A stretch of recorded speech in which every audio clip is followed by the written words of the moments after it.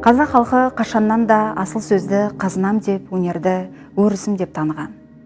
Көне дәуірден қазақ халқының өшпес мұрасын айналып, ұрпақтан ұрпаққа сабақтасып, өзіндік тарихымен, ғұрыптық мәнімен, өзіндік көркемдігімен ерекшеленетін шоқтығы биік өнердің бірі қол өнер.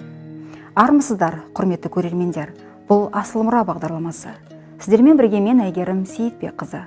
Бүгінгі хабар Қызылорда облыстық тарихи-өлкетану музейі қорындағы талай замандардың куәгерлеріне айналған ағаш пен теріден жасалған тұрмыстық бұйымдарға арналмақ. Шебердің қолы алтын дейді қазақ. Сөзге де шебер, іске де ұстаз халқымыздың зор мәдениеті мен өнерін паш ететін құндылықтардың бірі қол өнері. Қол өнер ежелден келе жатқан кәсіп. Ол халықтың өмірімен, тұрмысымен бірге дамып, ұрпақтан ұрпаққа беріліп отырады. Шеберлер табиғаттың әсем көріністерін қолөнер бұйымдарында жиі қолданған. Қолөнер әр елдің, әр халықтың тарихи дамуына, тұрмысына және эстетикалық талғамына байланысты өзіндік ерекшелігімен өшпес із қалдырып келеді. Халқымыздың өмір тіршілігінде ағаштан жасалатын бұйымдар өте кең таралған. Сонымен бірге, қазақтың тұрмыстық пайдаланудағы бүтін аспаптың түгел дерлігінің заты ағаш. Себебі ертеде қазақтың баспанасы киіз үйден бастап қарапайым қасығына дейін ағаштан жасалып отырған. Неге десеңіз, ағаш бұйымдар ыңғайлы, пайдалануға тиімді, сонымен бірге ол тұрмыстық зат есебінде ғана емес, сән үшін де қолданылып, биік өнер дәрежесіне жеткізілген. Алтынмен аптап, күміспен қаптап, әр әулеттің жағдайына қарай зерлеп, әшекейлеп жасалған дүниені пайдаланып келген. Ерте кездері бұл өнердің иесін ұста, он саусағынан өнер тамған шебер деп құрмет тұтқан. Менің қолымдағы мына қызық формадағы ыдысты бірі білсе, бірі біле бермес. Музей қорында сақтаулы бұл көне жәдігер кәшкүл деп аталады. Кәшкүлді дәруіштер пайдаланған. Дәруіштер бұл ыдысты пітір садақа салу үшін қолданған. Қазақ халқы арасында бұл ыдыс пітір садақа салатын ыдыс деген атаумен белгілі. Осы кәшкүлді пайдаланған дәруіштер кімдер? Дәруіштер бұл дүниеден баз кешіп, дін жолына түсіп, сопылық бағыт ұстанып, рухани толысуды мақсат еткендер. Кәшкүл деген өзі парсы сөзі. Бірінші буыны парсының кашыдан етістігінің каш түбірінен алынған, аударғанда алып жүру деген мағынаны береді. Ал екінші буыны күл, иық деген мағынаны береді, яғни иыққа іліп жүретін сөмке немесе жол сөмке деген мағынаға саяды. Ел аралап жүрген дәруіштен халық шет жұрттың салт дәстүрін, әдет ғұрпын, өмір салтын баян ететін әңгімелер, аңыздар, ертегілер сұрайтын болған. Қызық әңгімелерге қанық болған халық дәруіш атанар жолда пітір садақа ретінде ас, дәм беретін болған. Сол ас, дәмді дәруіш осы кәшкүлде сақтап, жол бойы өзіне қорек етіп, жүрек жалғайтын болған. Соңғы кездерге дейін осы Иранның базарларында, жолдарында арнайы киім киіп, кәшкүл ұстаған дәруіштерді кездестіруге болады. Кәшкүлдер бұл дәруіштердің бойтұмарына, символикалық бұйымына айналып үлгерді. Тіпті кәшкүлдерді бір дәруіштен екінші дәруішке беретін кезде үлкен құрметпен, арнайы рәсіммен беретін болған. Зікір салған уақытында дәруіштер осы кәшкүлді қақ ортаға қойып, зікір салатын болған. Яғни бұл осы кәшкүлдің оң энергияны жинап, жол бойы дәруішке күш беріп, бәле-жәледен сақтайды деген сеніммен жасалатын рәсім. Жалпы өздеріңіз байқағандарыңыздай формасы өте қызық, сопақша пішіндес, ортасы ойылып жасалған, екі шетінде екі ілгегі бар мыстан жасалынған және былғарыдан үш өрім етіп өрілген тұтқасы бар. Тұтқасы 40 сантиметрден асады, ал мына кәшкүлдің жалпы ұзындығы 11 сантиметрді құрайды. Формасы бойынша бұл ерекше, формасы өте ерекше, өте сирек кездеседі.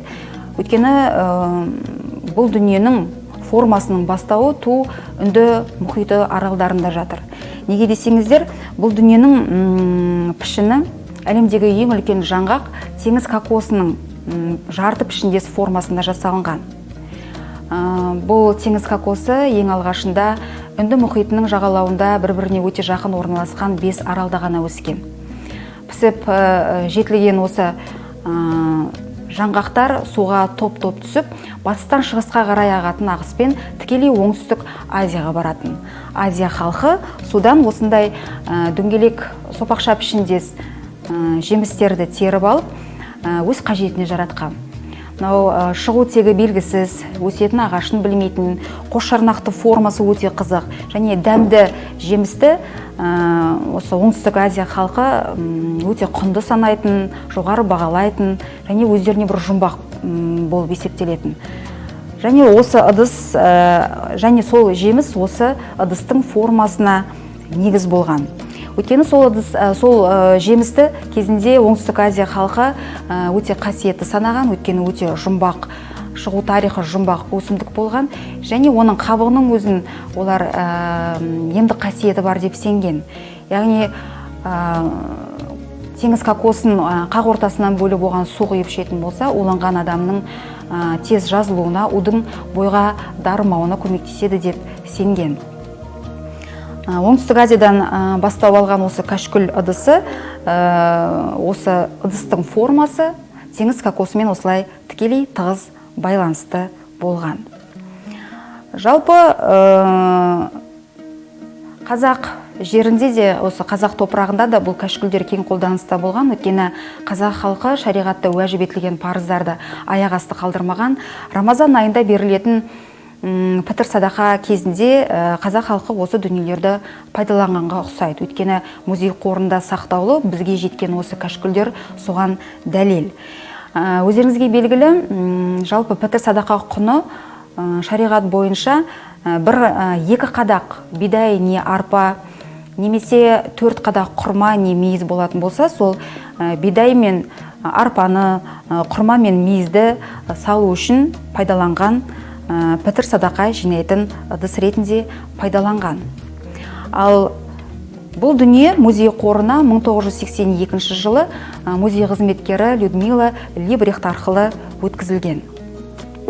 Ал екінші біздің музей қорындағы ең құнды экспонаттардың бірі кәшкүлдің екінші нұсқасы, мынау бидай масағы формасында жасалынған кәшкүл. Байқасаңыздар, сыртындағы формасы бидайдың масағына өте ұқсас, екі бөліктен тұрады. Астыңғы және үстіңгі бөлігі де бидай масағы формасына жасалынған. Және екі жағында екі тесігі бар, және осы тесікті бекітетін екі ағаштан жасалған бекіткіші бар. Екі бекіткіштің арасы адыраспанның қауызынан жасалған моншақтармен тізбектелген. Бұлай зер салып қарасақ, бұл діни бұйым тәспінің символикалық көрінісін береді. Бұл дүние ашылады, өте ауыр емен ағашынан жасалынған. Кәшкүлді егер ашатын болсақ, екі бөліктен жасалғандығын және шебердің ішін ойып жасағандығын байқауға болады. Екі бөлігін топса ретінде қосқан жері былғарыдан жасалынған және оған темір ілгек орнатылған. Іші осылай ойылып жасалынған. Тығыз емен ағашынан жасалынған, өте ауыр. Ғылыми зерттеу жұмыстары бұл кәшкүлдің тағы екінші қызметі бар деген деректі жоққа шығармайды. Бұл дүние сол пітір садақаны өлшейтін таразы ретінде пайдалануы мүмкін деген дерек бар. Яғни бір адамға пітір садақаның құны 2 қадақ бидай не арпа десек, 1 қадақ бидайды мына бөлігіне, 2 қадақ бидайды екінші бөлігіне салып, көз мөлшермен өлшеуі мүмкін деген деректер жоқ емес. Бұл дүниелердің барлығы музей қорында сақтаулы, негізгі қорға жататын құнды экспонаттар. Өнер таусылмас қазына, жұтамас байлық дейді халқымыз. Қазақ қолөнері өзінің төлтума бітім қасиетімен, көркемдік мән мағынасымен, шын мәнінде халқымыздың ғасырлар талғамынан өткен асыл қазынасы. Қолөнер халық өмірімен, тұрмысымен бірге жетіліп, бірге қайнасып келе жатыр. Сан алуан түрлі қолөнер бұйымдарының әсемдігі, өрнегі, тұрмысқа сән берумен қатар адамдарға рухани ләззат сыйлаған. Ұлы дала төсінде соңғы 3000 жыл бойы салтанат құрған көшпелі өмір салтының ең соңғы мұрагері қазақ халқы. Содан болар көшпелі қазақтың материалдық және рухани мәдениеті тікелей байырғы салтпен шендесіп жатыр. Мұның өзі осыдан мыңдаған жылдар бұрын өмір сүрген ата бабаларымыздың жер қойнауының құпиясын аша да, оның бар асылын пайдалана да білген, тұрмысқа қажетті тұтыну бұйымдарының жасағанын байқатады. Бүгінгі таңда ағаштан жасалған ыдыс аяқтарды ас бөлмеден сирек кездестіреміз. Алайда олардың денсаулыққа тигізер пайдасы жөнінде біріміз білсек, біріміз біле бермейміз. Олар әртүрлі ағаштан жасалатындықтан денсаулыққа тигізер әсері де әртүрлі болады. Бастысы, ағаш ыдыс аяқтардың денсаулыққа ешқандай да зияны жоқ. Мына тегене дөңгелек пішінді, тік жиекті, шұңғыл етіп жасалған. Тегене дымқыл ағаштан жасалып, кептірілген. Оның сыртқы жағын станокқа салып, ою-өрнекпен безендірілген. Тегененің жанында 6 дана кесесі бар. Бұл тегене қымыз құюға арналған ыдыс. Сыйымдылығы да мол, орта есеппен 15 литр еркін кетеді. Әрі құйылған қымызды сапырып отыруға ыңғайлы. Тегененің қақпағы ағаштан жасалған. Тегенеге құйылған қымызды ұзын сапты ағаш ожаумен сапырып, кеселерге құйып, қонақтарға ұсынылады. Сапалы ыдысты таңдау үшін оның ағашына мән берген жөн. Шеберлердің жұмыс істейтін ағашы негізінен қайың, шие, жаңғақ, қарағай болып келеді.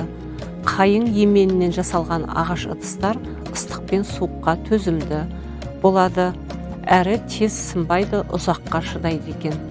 Бұл тегене музей қорына 1979 жылы Алматы қаласындағы өнер комбинатының тапсырыс арқылы алынған. Қазіргі уақытта бұл тегене ожауы, кеселерімен музей экспозициясының төрінен орын алуда.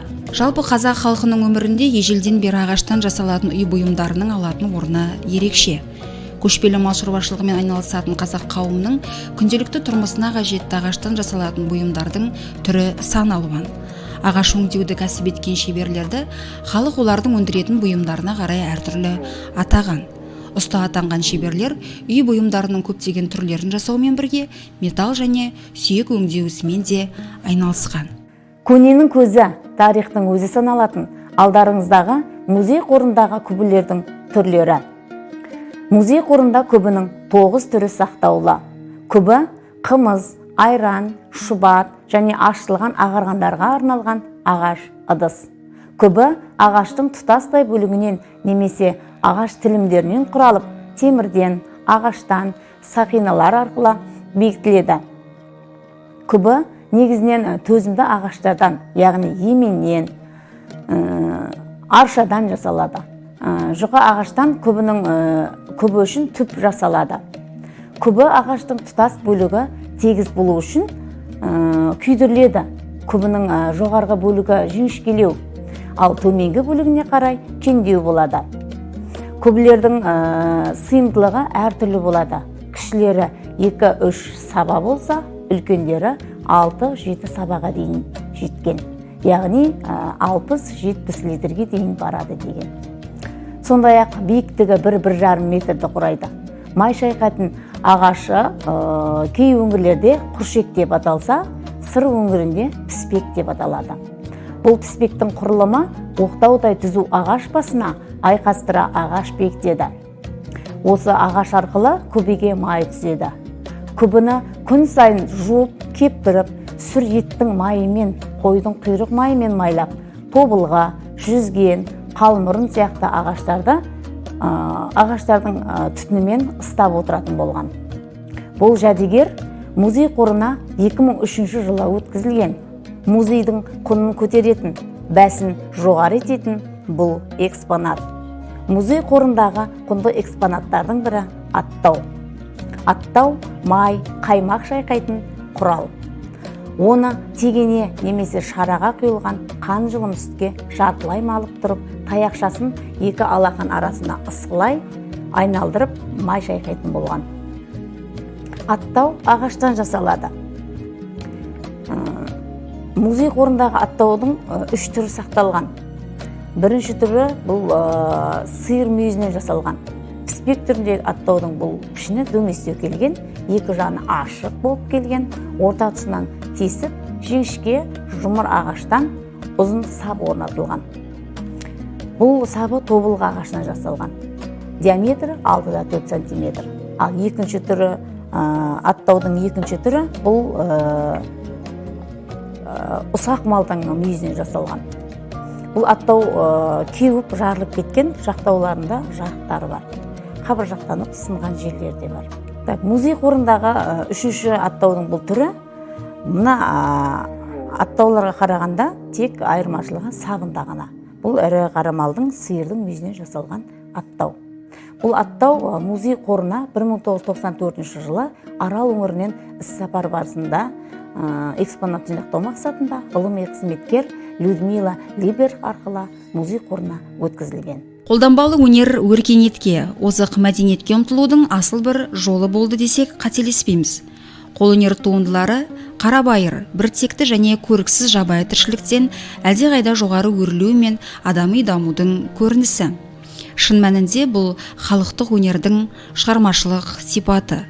Ал оған бабаларымыз ұлы табиғатқа еліктеуден, оған сыйынудан барып қол жеткізе алды. Қазақ қолөнері дұрысында айналаны, қоршаған ортаны түсінудің бастауы болып табылады. Оның мәңгілік мақсаты адам тіршілігін дамыту, тұрмысқа септігін тигізу. Осы мақсаттарды орындау барысында қазақ халқы талай өнер туындыларын үлкен шеберлікпен жасап, дүниеге алып келді. Табиғи таза өнімнің денсаулыққа тигізер пайдасы зор.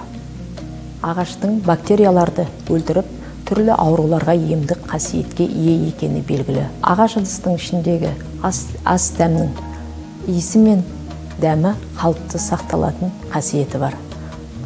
Сонымен қатар ыстық пен суыққа төзімді келеді. Осындай ағаш бұйымның түрі келі. Келі тары бидай сынды дәнді дақылдарды түйіп ұнтақтайтын қатты ағаштан жасалған тұрмыстық бұйым. Келіні биіктігі 60-70 см болатын жуан бөрене ағаштың ішін ортасын 35-40 см тереңдікте үңгіп отырып ойып жасайды. Келінің екі түрі бар, шұңғыл келі және тақта келі. Алдарыңызда сыр өңіріне жиі кездесетін шұңғыл келі түрлері. Бұл келінің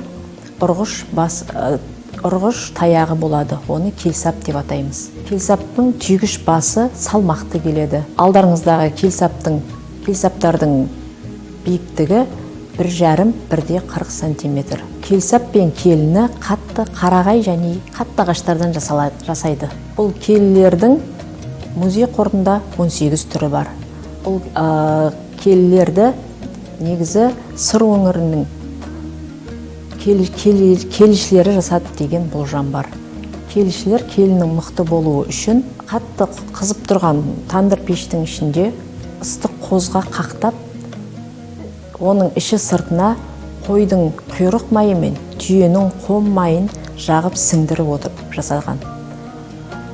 Келі жарылып кетпес үшін және ұзақ жылға шыдау үшін оның жиегі мен иінін түйенің жаңа сойылған терісінің шикі терісін қаптап, кептіріп, яғни құрсаулап отырған. Ал қазіргі таңда алдарыңызда келілерде бұл құрсаулауды темір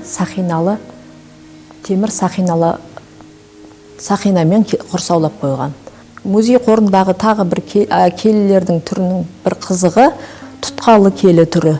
Бұл тұтқалы келінің бір жақ жиегінен бір орыннан екінші орынға қозғалту үшін ағаш бүтіндігін сақтай отырып ойып жасаған тұтқасы бар.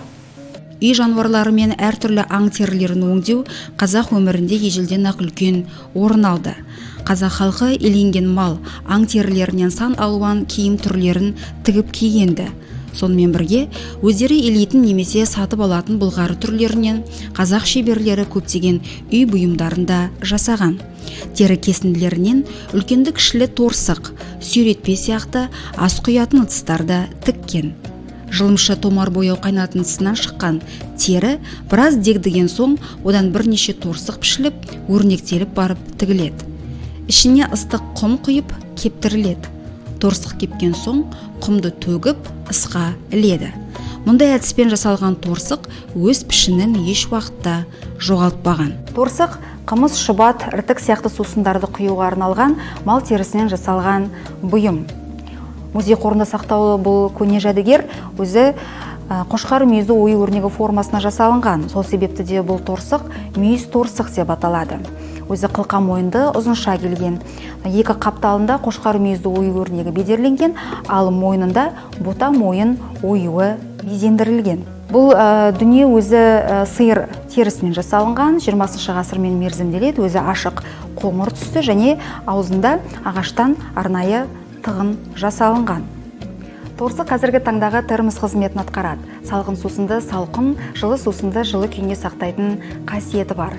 Яғни бір қалыпты температураны сақтайды. Жалпы торсықты дайындар уақытта шеберлер торсық дайындайтын теріні әбден шел майы мен көк етіне әбден тазартып, арнайы иленген теріні пішінге формаға келтіріп пішеді де, айналасын шуда жіппен жүрмеп тігеді.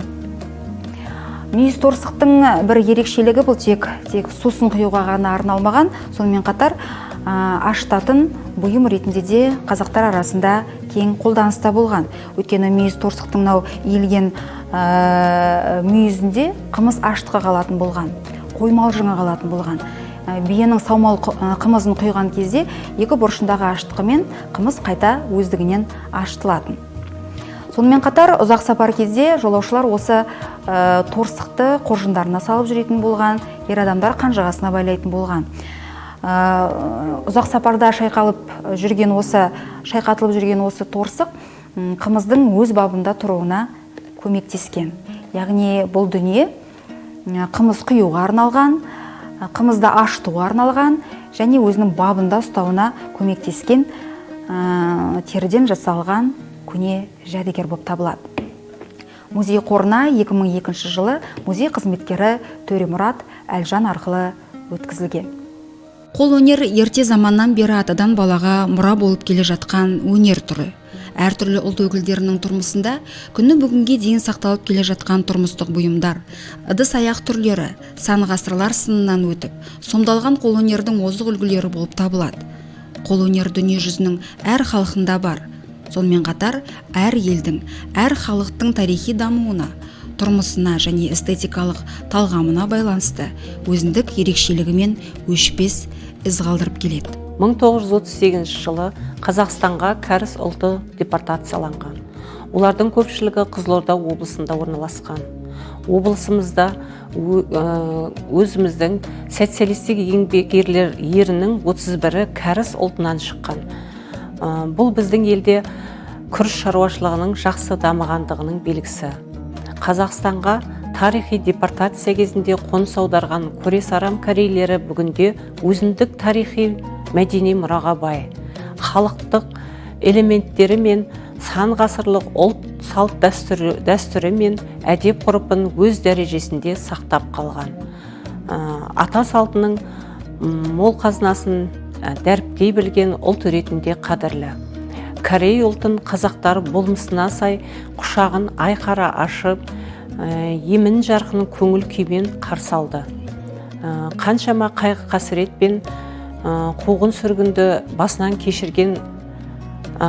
өткерген қазақ халқы тағдырлас Корей халқының жан батпанын тереңінен түсініп, бауырына басты. Сол уақыттан бері корейлердің бірнеше ұрпақ тарады. Бүгінде олар осыншама ыстық ықылас пен аса мейірбандылық танытқан қазақ жұртының қазақ елі мен жеріне адал қызмет етіп жүрген кез келген салада өзіндік үлесі бар ел азаматтары болып отыр. Олардың ұрпақтары бүгінде Қазақстанды өз отаны санайды. саны аз болғанымен корейлер ұлт ретінде болмыс бірлігін ғана сақтап қалмай, ұлттық мәдени орталықтар арқылы өздерінің ұлт ретіндегі ерекшеліктерін өз елінен жырақта насихаттап жүрген бірегей ұлттардың санатында. Музей қорындағы экспонаттардың бірі Корей ұлтына тиесілі. Бұл ыдыс хамди деп аталады. Ыдысты кәріс халқы ас дайындайтын тағамдарын жуып, оны сақтауға пайдаланған. Корей халқы арасында қыш құмыра жасау, балташылық, тоқымашылық, тұрмысқа қажетті бұйымдар жасау, қол өнерін кең тараған. Дайындалған асты құятын ыдыстары көбіне ағаштан жасалады. Ағаштан жасалған ыдыстар ұзақ сақталады. Мына тұрған хамди ыдысы Жалағаш ауданының тұрғыны бригадир күрішші Ким Леонид Николаевичтен музей қызметкері Ұлман Әліпбаева арқылы алынды. Ыдыс тұташ ағаштан ойылып жасалған, сыртына ұстауға арналған құлақша кертігі бар. Ыдыс майланып сақталып, түсі қоңыр болып келген. Бұл ыдыстың салмағы 4 килограммдай болады. Ата-бабадан қалған көнекөз асыл мұра қазақтың ұлттық қолөнеріне деген ықылас сонау ғасырлардан бері өз өзектілігін еш жойған емес. Ұлы жібек жолын бойлай өтіп, айшылық алыс елдерді көшпенділер мәдениетімен, салт дәстүрімен таныстырып, қазақ даласын әлем жұртына паш етуге үлес қосқанда, осы ұлтымыздың қолөнер туындылары десек, артық айтпаспыз. Қазақ шеберлері ағаштан бұйым жасағанда әр ағашқа тән өзіндік ерекшеліктерін ескерген. Атап айтатын болсақ, ағаштың қаттылығы, салмағы, тығыздығы, иілгіштігі, серпінділігі, түсі, тұтқырлығы, жарылғыштығы, тағы басқа қасиеттерін басты назарда ұстаған. Сондай мықты ағаштың бірінен жасалынған менің қолымдағы кесе қап 19 ғасырдың аяғымен мерзімделеді. Бұл ыдыстың түрі көшіп қонып жүргенде кесе сынып қалмас үшін әрі таза тұруына халық шеберлері осындай кесе қаптарды жасап, ыдыстарды солардың ішіне салып, сақтап тасымалдайтын болған. Сонымен қатар музей қорында киізден де жасалған кесе қаптың түрлері сақтаулы. Бұл кесе қап арнайы кесе сақтау үшін цилиндр формасында тұтастай ағаштан ойып жасалған. Бетінде қақпағы бар. Өн бойы жауқазын тәріздес ою өрнектермен безендірілген. Бұл өсімдік тектес оюдың астарында үлкен мән жатыр.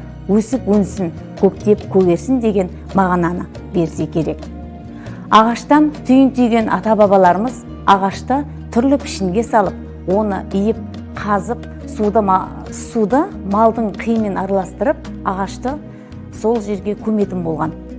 Сонда әлгі ағаш жұмсарып, жібіп, шеберлер оны тез құрылғысына салып, түрлі формаға, яғни пішінге салып, ыдыс-аяқтар мен кәдесыйлар және басқа да дүниелер жасап отырған. Ағаш ыдыстарды жылқының майына қайнату да жиі кездескен. Бұл әдісті ыдыс жарылып кетпеу үшін жасалынған деседі. Бұл кесе қап музей қорына 1974 жылы Қармақшы ауданына қарасты Жаңақала совхозының тұрғыны Нұржанов Сәденнен іс-сапар барысында ғылыми қызметкер Нұртаева Ұлсырапова арқылы алынған. Бұл жәдігер музей қорына ең көне құнды экспонаттар тізімінде енгізілген. Музей қорындағы келесі кесе қаптың бұл түрі қобыз пішіндес, яғни қобыз композициясын береді. Бұл кесе қап кәдесі ретінде жасалынған. Материалы темір, ағаш, тері және ілгегі сүйектен жасалған. Бұл кесе қап музей қорына 1911 жылы Сайрам ауданы Жаңақұрылыс ауылының тұрғыны кәсіпкер Ақжігіт Бегеден қор сақтаушы Катя Әлібекова арқылы алынған. Кесе қаптың жалпы сыртқы бетін сипаттайтын болсақ, орта тұсында қазақ үшін киелі шаңырақтың бейнесі және кереге тәрізді етіп, ішкі бөлігімен жалғастыра отырып, былғарыға жіңішке сымдар тартылғаны анық көрінеді. Сонымен қатар жиектеріне айналдыра жапырақ тәріздес жұмсақ материалдан салпыншақтар ілінген. төменгі бөлігіне келетін болсақ, екі бүйіріне және төменгі бөлігіне ақ металдан салпыншақ орнатылған. Бұл кесеқаптың ішін ашатын болсақ, екі бекітетін екі құлағы болған, қобыздың пішініне келтіріп жасалған. Бұның ішін ашатын болсақ, бұның ішінде кесесі, арнайы сақтау үшін кесесі бар.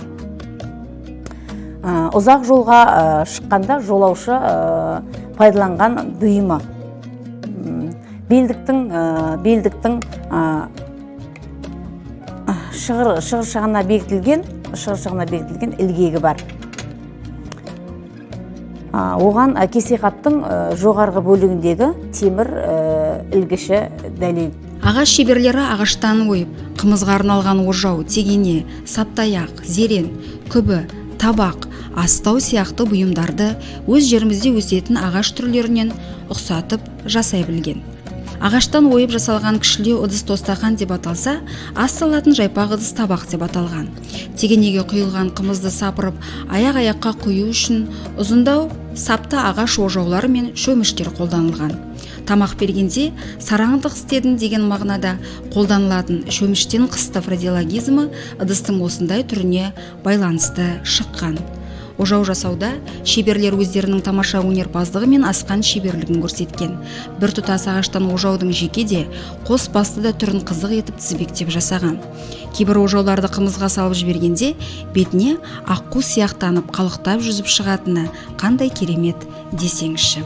Көшпелі қазақ халқы мөлдір бұлақтың көзін ашқан, жас бұтақты сындырмаған, көк шөпті жұлмаған, өздерінің өмір салты мен ырымдары мен тыйымдары арқылы еш қағазға жазылмаған заңдылықтар енгізген.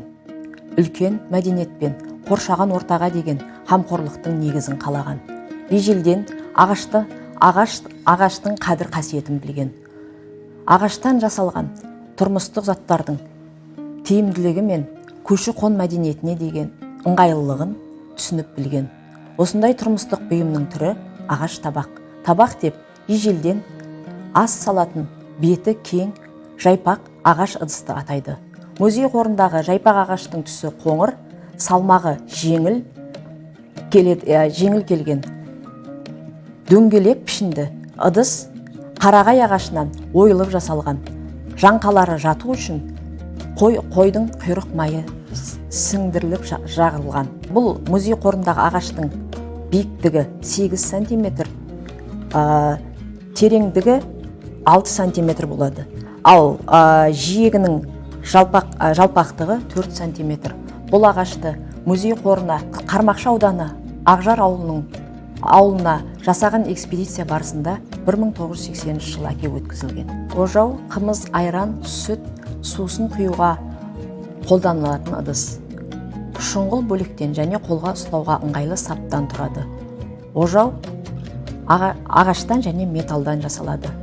Ожауды әр өңірде әр қалай атайды. Бір жерлерде шөміш десе, екінші жерлерде ожау деп атайды. Алдарыңызда тұрған ожаулар музей қорындағы құнды экспонаттардың бірі болып табылады. Бұл мына ожаудың ерекшелігі бұл сорпа құюға, қазаннан сорпа алуға арналған ожау деп түсінуге болады. Бұл ожаудың сабының ұзындығы 36 сантиметр. Сабының бас жағында ағаш тұтастығын сақтай отырып кертік қалдырылған. Себебі ыдыс ішіне түсіп кетпеу үшін тірегіш болып табылады.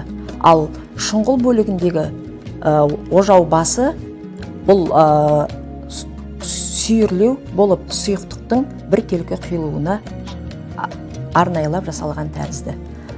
Екінші бір ожауымыздың түрі бұл да ағаштың біркелкі қалпын сақтай отырып ойып жасаған. Бұл ожаудың ерекшелігі ожауды іліп қоюға ыңғайлы етіп, ағаштың біркелкілігін сақтай отырып имек ағаш қалдырған. Және де сабында өрім оюы ойылып салынған. Ожаудың негізгі басы домалақ. Мына ожауда сопақша болса, бұл ожаудың бас жағы домалақ, және оң қолға ұстағанда сол жағына қарай сұйықтықты құюға ыңғайлы етіп сүйірленіп жасалынған. Бұл ожаулар музейдің құнды экспонаттарының бірі болып табылады. Музей қорында бұдан да басқа 13 ожаудың түрі бар. Музей қорындағы сақталған ожаулардың әр қайсысының орны бөлек, тарихы ерек. Қазақ қолөнері өте бай әрі рухани эстетикалық тәлім-тәрбиелік аясы кең халық қазынасы болып табылады. Ол өзінің дамуында өте жоғары даму баспалдағына көтеріліп, таралу ауқымы жағынан бүкіл түркі халықтарының барлығына өрбіді. Өнерлі өрге жүзер, өнерді үйрен де жерен, ер жігітке жет өнерде аз. Тағы сол сияқты халықтық мақал-мәтелдер қазақ халқының ғана емес барлық түркі халықтарындағы ертеден өнерге деген қатынасын, ой-пікірін білдіреді. Ата-бабамыз көшпелі өмір сүргендіктен олардың күнделікті тұрмыс заттары жеңіл, ықшам әрі өте көркем жасалған. Киіз үй сүйегі, жасау жабдықтары, ыдыстар, төсеніштер, киімдер, тағы басқа заттардың барлығы қолдан даярланып көркем сәнделген. Шебер бұйымдары тұрмыс заттарын әшекейлеу үшін қол еңбек пен шексіз қиялды пайдаланған. Қазақтың ұлттық ағаштан жасалған ыдыс аяқтарының бірі ағаш тостаған. Шешесін көріп қызын ал, ыдысын көріп асын іш деген қазақтың бұл мақалында терең мағына, үлкен тәрбиелік мән жатыр. Әдемі ыдыста, тіпті ең қарапайым тағамда тәбетті көрінеді. Ежелгі халық шеберлері емен, қайың және басқа да мықты ағаштарды пайдалана отырып, экологиялық таза табиғи материалдардан ыдыс аяқтар жасаған. Алдарыңыздағы ағаштан жасалған кішілеу дөңгелек ыдыс осылай аталады. Ертеде қымызды, сусынды ағаш тостағандарға құйып ішкен. Көне дәуір адамдары бұл сияқты ыдысты кез келген ағашты ойып жасауға еңбек құралдарының тапшы болғаны тарихтан белгілі. Менің қолымдағы қақпағы бар ағаш тостаған жергілікті қолөнер шебері Арал өңірінің тумасы Құдайберген Құлманбетовтың қолынан шыққан дүниесі. Бұл тостаған ақық тастармен безендірілген. Және де мұндай әсемделіп жасалынған тостағандар негізінен қыз жасауымен баратын болған.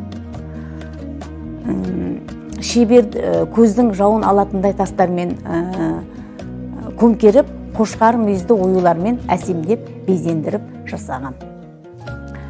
Бұл экспонат музей қорына 2009 жылы ғылыми қызметкер Нұрлан Османқұлов арқылы музей қорына өткізілген. Сонымен қатар музей қорындағы келесі ағаш тостағанның бұл түрі қоңыр түсті, тұтастай ағаштан ойып жасалынған. Сыртқы бетінде ернеулерінде өсімдік тәріздес ою өрнектермен безендірілген геометриялық ою өрнектер түсірілген. Ағаш ыдыстардың бір қасиеті ішіндегі ыстық тағам қолыңды, аузыңды күйдіруден сақтайтын болған. Сондай-ақ ағаш бұйымдарынан жасалынған ыдыс аяқтардың денсаулыққа да пайдасы зор. Яғни тамақтың құнарлылығын сақтап, түрлі бактерияларды жоятын болған деседі. Бұл ағаш бұйымдардан жасалынған ыдыстарды жарылып кетуден сақтау үшін оны майлап, матаға орап қоятын болған. Бұл жәдігер музей қорына 2004 жылы Телеган қолөнер орталығының төрайымы Гүлнар Баядилова арқылы өткізілген. Қолөнер ата-бабамыздың ұшқыр қиялынан, үлкен даналық ойынан, тіпті қажеттілігінен туындайтын өнер шығармашылығы. Қазіргі таңда жас ұрпақтың бойына ұлттық өнерді дарытатын, санасына сіңіретін, насихаттайтын, таныстыратын бірден бір рухани мәдени мекемелердің бірі Қызылорда облыстық тарихи өлкетану музейі екені даусыз. Келесі кездескенше аман сау болайық.